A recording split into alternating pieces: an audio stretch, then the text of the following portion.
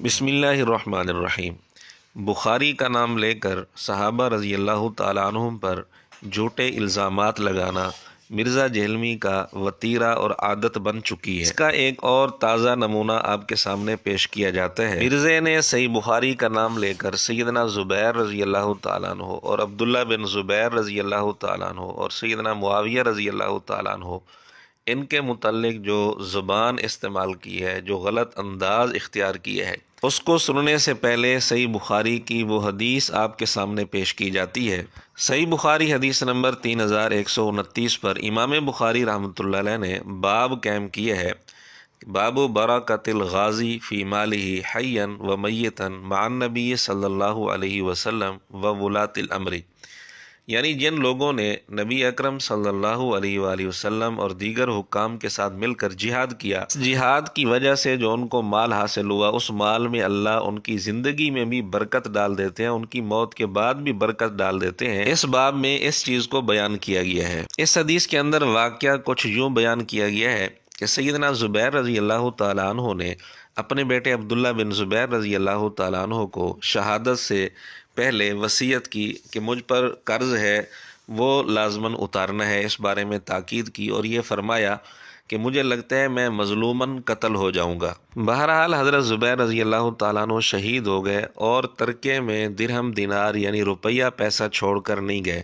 اور ان پر قرض بہت زیادہ تھا، اور اس کی وجہ یہ تھی کہ لوگ ان کے پاس امانتیں رکھتے تھے، لیکن یہ صاف ان کو بتا دیتے کہ یہ امانت نہیں بلکہ قرض ہے، یعنی اگر امانت ہو تو اس کو استعمال نہیں کیا جا سکتا، لیکن اگر رضامندی سے اس کو قرض بنا دیا جائے تو پھر اگلا آدمی اس کو استعمال کر سکتا ہے۔ تو وہ اس کو قرض کے طور پر لے لیتے تھے، امانت کے طور پر نہیں لیتے تھے۔ قرض کے طور پر لے کر لوگوں میں، ضرورت مندوں میں تقسیم کر دیا کرتے تھے۔ تو بہرحال سیدنا زبیر رضی اللہ تعالیٰ عنہ کے ترکے میں روپیہ پیسہ درہم دینار یہ تو نہیں تھے، البتہ ان کی ملکیت میں مختلف علاقوں میں موجود کچھ زمینیں تھیں، اور کچھ زمینیں انہوں نے خریدی ہوئی تھیں۔ جو مال جہاد کی برکت سے ان کے پاس آیا تھا، اس مال کے بدلے انہوں نے زمینیں خریدی ہوئی تھیں، تو زمینیں ان کی ملکیت میں تھیں۔ عبداللہ بن زبیر رضی اللہ تعالیٰ عنہ نے وہ زمینیں بیچ کر سیدنا زبیر رضی اللہ تعالیٰ عنہ کا قرض ادا کیا۔ قرض بھی ادا ہو گیا اور ورثاء کے حصے میں بھی کافی سارا مال آ گیا۔ تو اس طرح اللہ رب العزت نے سیدنا زبیر رضی اللہ تعالیٰ عنہ کے مال میں برکت رکھ دی، چونکہ وہ غازی تھے، آقا علیہ الصلوۃ والسلام کے ساتھ مل کر جہاد کیا تھا، اور اسی طرح خلفائے راشدین کے دور میں بھی جہاد کیا تھا، تو غازی کے مال میں اللہ رب العزت نے برکت رکھ دی۔ ویسے بھی عشرہ مبشرہ میں سے ہیں، آقا علیہ الصلوۃ والسلام نے ان کو حواری کہا ہے، اور نبی پاک صلی اللہ علیہ وسلم نے ان کے متعلق یہ کہا کہ میرے ماں باپ تجھ پر قربان، یعنی سیدنا زبیر رضی اللہ تعالیٰ عنہ کی یہ خصوصیت ہے کہ انہیں آپ علیہ الصلوۃ والسلام نے یوں فرمایا، میرے ماں باپ تجھ پر قربان۔ تو یہ آپ علیہ الصلوۃ والسلام کے خاص صحابی، آپ کے ساتھ مل کر جہاد کرنے والے، ان کے مال میں اللہ نے برکت رکھ دی۔ امام بخاری رحمۃ اللہ علیہ نے بھی باب قائم کر کے اس واقعہ کو پیش کر کے یہ تأثر دیا، یہ ثابت کیا کہ اللہ رب العزت نے زبیر رضی اللہ تعالیٰ عنہ کے مال میں برکت رکھ دی۔ اب دیکھیں امام بخاری رحمۃ اللہ علیہ اس واقعہ کو کس انداز سے پیش کرنا چاہتے ہیں کہ سیدنا زبیر رضی اللہ تعالیٰ عنہ کا مقام، ان کی فضیلت نمایاں ہو رہی ہے کہ اللہ نے ان کے مال میں برکت رکھ دی۔ لیکن مرزا جہلمی چونکہ گندا ذہن رکھتا ہے، گندا دماغ رکھتا ہے، اس لیے اس اچھی بات سے بھی مرزا جہلمی نے غلط نتیجے نکالنا شروع کر دیے۔ اب اس واقعہ کو بیان کرتے ہوئے مرزے نے جو کچھ کہا ہے، پہلے آپ وہ سن لیں۔ ٹھیک ہو گیا، ٹھیک ہو گیا۔ آپ کو حیران کن بات بتاؤں، یہ لوگوں کو یقین نہیں آئے گا، آپ بخاری شریف کھولیں۔ جی کھول لی بخاری شریف، اور یقین اس لیے نہیں آئے گا کہ آپ کے بارے میں ہمیں پتہ ہے کہ آپ نے جھوٹ ہی بولنا ہوتا ہے، جھوٹے الزامات ہی لگانے ہوتے ہیں، اور نام استعمال کرنا ہوتا ہے بخاری کا۔ اور مرزے کو یہ بھی پتہ ہے کہ جب میں نے بخاری کا نام لے لیا، اب میرے شاگرد اندھے ہیں، انہیں کوئی توفیق نہیں ہوگی کہ وہ اصل کتاب کھول کر خود دیکھ لیں۔ مرزے کے شاگردوں کا کام صرف یہی ہے کہ مرزے کی بات پر آنکھیں بند کر کے یقین کر لینا۔ حضرت زبیر جب شہید ہوئے نا، آج کے اربوں روپے کے مقروض تھے، سرکار کروڑوں نہیں، اربوں۔ وہ آپ سونے کی ویلیو کیلکولیٹ کریں آج کے حساب سے۔ جی جی۔ اب آپ سوچیں گے حضرت زبیر عشرہ مبشرہ، اور وہ جنگ جمل سے ایک دن پہلے اپنے بیٹے کو کہہ رہے ہیں، بخاری کے الفاظ ہیں کہ ہو سکتا ہے میں کل مارا جاؤں، तो तुमने मेरा कर्ज उतार दिया। मिर्जे ने यहाँ पूरी बात नहीं की, उन्होंने ये कहा था कि मुझे लगता है मैं मजलूमन कत्ल हो जाऊंगा। ये लफ्ज़ मिर्ज़ा खा गया। जबकि दूसरी एक ज़ईफ़ रिवायत मिर्ज़े ने पेश की, नबी पाक सल्लल्लाहु अलैहि वसल्लम ने हज़रत ज़ुबैर रज़ी अल्लाह तआला अन्हु से फरमाया था, जब तेरा और अली का झगड़ा होगा तू जालिम होगा। वो रिवायत सनद के एतबार से ज़ईफ़ है, इस पर हम क्लिप बना चुके हैं, लेकिन वो रिवायत तो इसने बयान की। बुखारी के अंदर जो ये बात थी कि मैं मजलूमन कत्ल होगा, यहाँ मजलूम का लफ्ज़ मिर्ज़ा खा गया। अब आप सोचेंगे कि उसके ऊपर कर्ज अरबों रुपए का है, वो कितने की देर हो रहे। हुआ यह था कि उस जमाने में बैंक नहीं होते थे, लोग जो है वो बड़े लोगों के पास अपनी मानते रखवाते थे, वो मानते उन्होंने रखवा दी, आगे उन्होंने वो भी गरीबों में बांटनी शुरू कर दी। उधार तो उधार नहीं होता है, हजरत अली को नहीं थे हुजूर ड्यूटी लगा के मानते वापस करनी है, वो उधर गरीबों में लुटा दी और जिनकी मानते थी वो वापस देनी थी। यहाँ मिर्जा ने फिर डंडी मारी है कि लोगों ने अमानतें रखी थी, अमानतें वापस देनी थी, हजरत ज़ुबैर रज़ी अल्लाह तआला अन्हु ने गरीबों में तकसीम कर दी। हालांकि ये बात अधूरी है।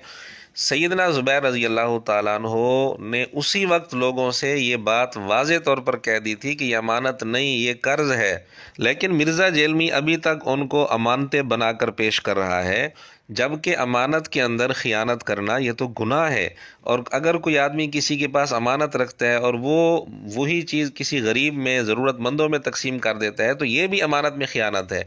तो मिर्ज़ा जेलमी की इस गुफ्तगू से तो ये तासुर मिलता है कि सैयदना ज़ुबैर रज़ी अल्लाह तआला अन्हु अमानतों में ख़ियानत किया करते थे, नौज़ुबिल्लाह, कि लोग अमानतें रखते थे वो आगे गरीबों में तकसीम कर देते थे, ये तो अमानत में ख़ियानत है।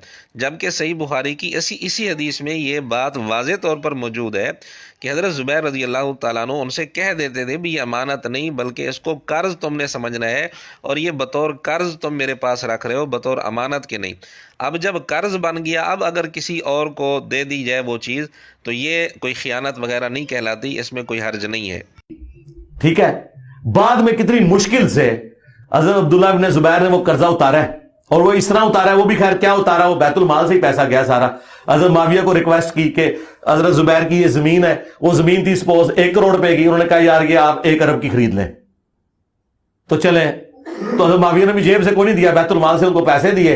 इस तरह मुख्तलिफ जगहों से पैसे कट करके उन्होंने अपने बाप का कर्जा उतारा। ला हौला वला कुव्वत इल्ला बिल्लाह। इमाम बुखारी रहमतुल्लाह अलैह इस वाक़या पर बरकत का उन्वान कायम कर रहे हैं, और मिर्ज़ा जेलमी कह रहा है कितनी मुश्किल से उन्होंने कर्जा उतारा। हालांकि कोई मुश्किल नहीं हुई थी, बड़ी आसानी से कर्जा उतर गया था। जब उन्होंने ज़मीन बेची उनकी और ज़मीन बेचकर कर्जा उतारा, इसमें कोई दिक्कत उनको पेश नहीं आई। और सबसे बढ़कर जो इसने इंतहाई घटिया इल्ज़ाम लगाया सैयदना मुआविया रज़ी अल्लाह तआला अन्हु पर कि 1 करोड़ की ज़मीन थी, 1 अरब रुपए की इन्होंने ख़रीद ली और अपनी जेब से पैसा नहीं दिया बल्कि बैतुल माल से दिया।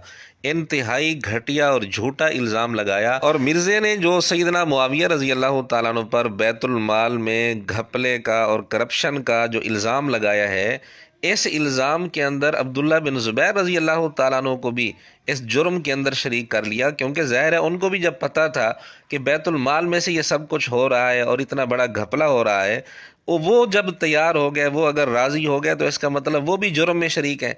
तो मिर्ज़े ने नऊज़ु बिल्लाह सैयदना मुआविया रज़ी अल्लाह तआला अन्हु, सैयदना अब्दुल्ला बिन ज़ुबैर रज़ी अल्लाह तआला अन्हु दोनों को इतना बड़ा मुजरिम ज़ाहिर करके पेश किया। हालांकि ये सरासर झूठ है, झूठ है, झूठ है। असल बात यह थी कि सैयदना ज़ुबैर रज़ी अल्लाह तआला अन्हु की जो ज़मीनें थी मुख्तलिफ़ इलाकों में, उनमें एक ज़मीन थी गाबा इलाके में। वो ज़मीन सैयदना ज़ुबैर रज़ी अल्लाह तआला अन्हु ने 1,70,000 में ख़रीदी थी, लेकिन फ़रोख्त हुई 16 लाख में। अब इतना अरसा पहले ख़रीदी हुई ज़मीन थी, फिर उसको उन्होंने आबाद किया, फिर इतने अरसे के बाद वो 16 लाख की फ़रोख्त हो रही है, तो इसमें कौन से एतराज़ की बात है। कीमतें ज़मीन की वैसे भी बढ़ती रहती हैं। लेकिन असल बात जो आपको बताना मकसूद है वो है, इसी रिवायत के अंदर है कि हज़रत ज़ुबैर रज़ी अल्लाह अन्हु की जायदाद फ़रोख्त करके उनका कर्ज़ अदा कर दिया गया। जब तमाम कर्ज़ की अदायगी हो गई तो अभी गाबा की जायदाद में से 4.5 हिस्से बाकी थे जो फ़रोख्त नहीं हुए थे।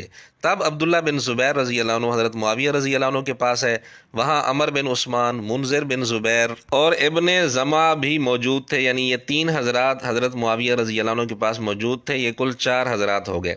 हज़रत मुआविया रज़ी अल्लाह तआला अन्हु ने पूछा गाबा की कितनी कीमत लगी है।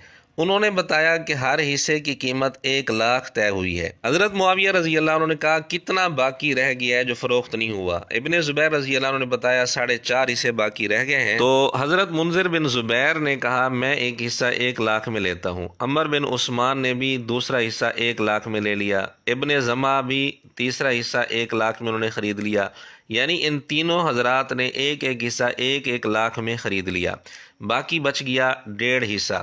تو حضرت معاویہ رضی اللہ عنہ نے پوچھا اب کتنا باقی رہا؟ ابن زبیر رضی اللہ عنہ نے کہا 1.5 حصہ باقی رہ گیا۔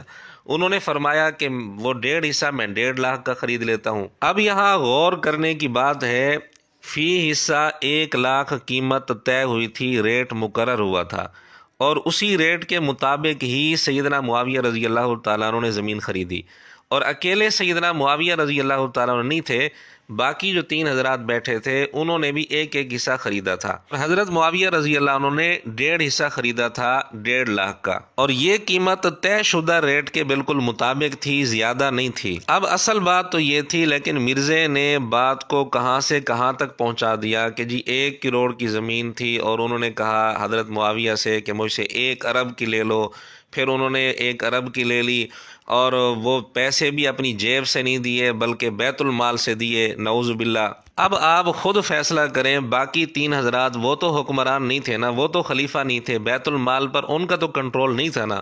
وہ جب اپنی جیب سے 1 لاکھ روپیہ دے رہے ہیں اور زمین خرید رہے ہیں، تو حضرت معاویہ رضی اللہ تعالیٰ عنہ کے لیے جیب سے 1.5 لاکھ ادا کرنا کیا مشکل تھا؟ کیا باقی 3 حضرات کے متعلق بھی یہی کہا جائے گا کہ انہوں نے بھی اپنی جیب سے نہیں دیے تھے بلکہ بیت المال سے ہی اٹھا کر دے دیے تھے؟ تو سیدنا معاویہ رضی اللہ عنہ پر 2 بڑے بڑے الزامات اس نے لگائے۔ ایک تو یہ ہے کہ 1 کروڑ کی زمین 1 ارب میں خرید لی تھی، یہ بالکل جھوٹ ہے۔ بخاری کی روایت بتا رہی ہے کہ جو ریٹ طے ہوا تھا سیدنا معاویہ رضی اللہ عنہ نے اسی ریٹ پر لی تھی۔ اور دوسرا بہت بڑا جو الزام لگایا کہ اپنی جیب سے پیسے نہیں دیے، بیت المال سے دیے، یہ بھی سراسر جھوٹ ہے، اس کا کہیں کوئی ثبوت نہیں ہے۔ یہاں تک تو بات تھی ابن زبیر رضی اللہ عنہ اور حضرت معاویہ رضی اللہ تعالیٰ عنہ کے معاملے کی، جس میں مرزے نے 2 بڑے جھوٹ بولے اور بڑے الزام لگائے حضرت معاویہ رضی اللہ عنہ پر۔ اور جب یہ الزام سیدنا معاویہ رضی اللہ تعالیٰ عنہ پر لگے گا تو اس میں سیدنا ابن زبیر رضی اللہ تعالیٰ عنہ بھی شریک ہوں گے، نعوذ باللہ۔ خیر، بخاری کی اسی روایت میں آگے یہ بھی ہے، راوی کہتے ہیں کہ حضرت عبداللہ بن جعفر نے اپنا حصہ امیر معاویہ رضی اللہ عنہ کے ہاتھ 6 لاکھ میں فروخت کیا۔ اصل میں عبداللہ بن جعفر رضی اللہ تعالیٰ عنہ نے 4 لاکھ قرض لینا تھا زبیر رضی اللہ تعالیٰ عنہ سے، تو انہوں نے اس 4 لاکھ قرض کے بدلے غابہ میں سے زمین کا کچھ حصہ، جتنا حصہ بنتا تھا، یعنی فی حصہ 1 لاکھ طے ہوا تھا، تو 4 حصے انہوں نے اس قرض کے بدلے لے لیے۔ اور یہ ساری بات اسی روایت کے اندر، اسی حدیث کے اندر موجود ہے۔ دوسرے لفظوں میں انہیں غابہ کی زمین میں سے کچھ حصہ 4 لاکھ کا پڑا، اور انہوں نے سیدنا معاویہ رضی اللہ تعالیٰ عنہ کو 6 لاکھ کا بیچ دیا، یعنی 2 لاکھ کے نفع کے ساتھ۔ اب یہاں بھی کیا نعوذ باللہ یہی کہا جائے گا کہ سیدنا معاویہ رضی اللہ عنہ نے 6 لاکھ بیت المال سے دیا تھا، اپنی جیب سے نہیں دیا تھا؟ تو اس کا مطلب پھر اس فتوے کی زد میں عبداللہ بن جعفر رضی اللہ تعالیٰ عنہ بھی آئیں گے، اس جرم میں وہ بھی نعوذ باللہ شریک ہوں گے۔ اور عبداللہ بن جعفر کون ہے؟ یہ سیدنا علی رضی اللہ تعالیٰ عنہ کے بھتیجے ہیں۔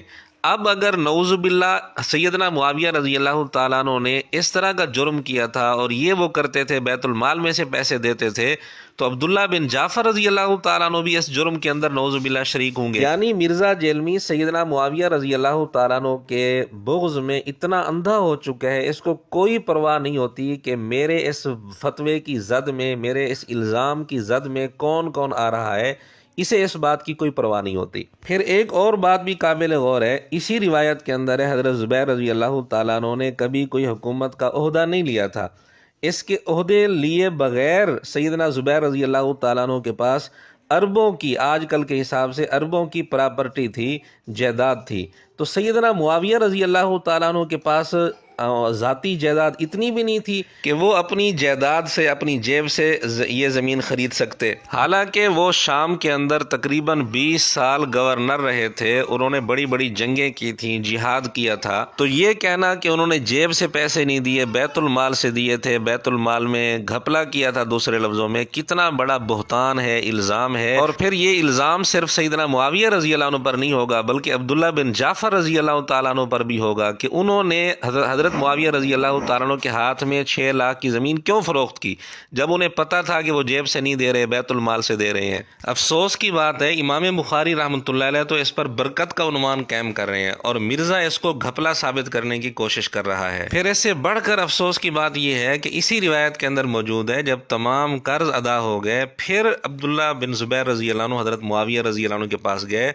جب تمام قرض ادا ہو گئے تو اس کے بعد حضرت معاویہ رضی اللہ تعالیٰ عنہ نے 1.5 حصہ 1.5 لاکھ کا خریدا تھا، باقیوں نے بھی خریدا تھا ایک ایک حصہ۔ تو یعنی قرض ادا ہو چکنے کے بعد حضرت معاویہ رضی اللہ عنہ نے زمین خریدی، اور مرزا کیا کہہ رہا ہے کہ جی وہ بڑی مشکل سے قرضہ اتارا تھا، وہ بھی یوں اتارا تھا کہ 1 کروڑ کی زمین حضرت معاویہ رضی اللہ تعالیٰ عنہ نے 1 ارب کی خرید لی تھی، اس طرح قرضہ اترا تھا۔ بالکل جھوٹ ہے۔